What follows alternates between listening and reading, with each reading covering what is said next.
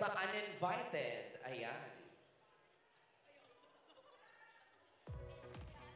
Ang galing ng MMFF, no? May mga ganito na tayo ngayong events. Mas nalalaman natin kung ano yung mga papanoorin natin ngayong Pasko. Tsaka parang game show na siya, no? Okay. At ang susunod naman, bubunot naman ay mag-uwi na rice cooker. Para sa... Okay, katanungan para sa team ng Uninvited from Vito Santos. For the cast, may pressure ba? Oh, may pressure ba sa inyo to become a best film at magkaroon ng madaming awards and blockbuster?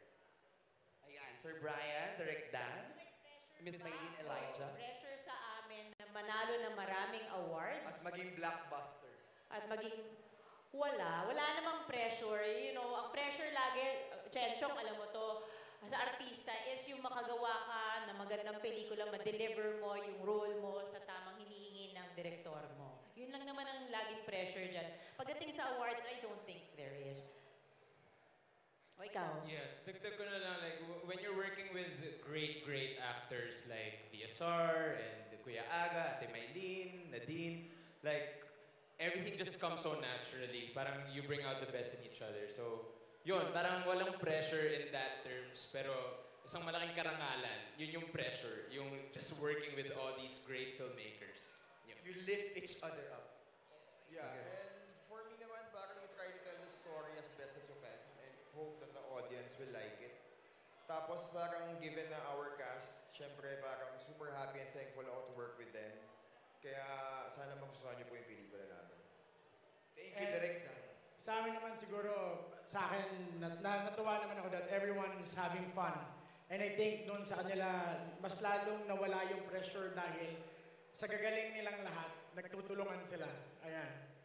Maraming salamat. Yan ang katanungan mula sa ating mga friends, na mga fans, na supporters. Ngayon naman, katanungan naman mula sa ating mga kaibigan sa press, mula kay Francis Rio Dique. Ang tanong, ano daw po ang espesyal sa Uninvited kumpara po sa mga nauna at iba pang mga horror films?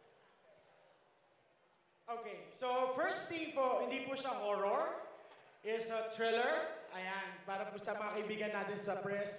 Ang special po dito is because kami po ng Project 8, Warner Brothers and Mentor Productions, sinigurado po namin na mag-offer kami ng bago sa lahat po ng audience. At of course, make sure na sulit yung gagastusin nyo para panoorin po ang Uninvited. Kaya talagang pinush namin sa limits yung pwede namin ipakita dito sa Uninvited. And dagdag ko lang kay Bri, at its core kasi yung Uninvited, it's about a loving mother. So, kaya, ayun, panoodin nyo na lang po. Maraming salamat, Sir Brian and Direk Dan. Thank you mula sa Uninvited team.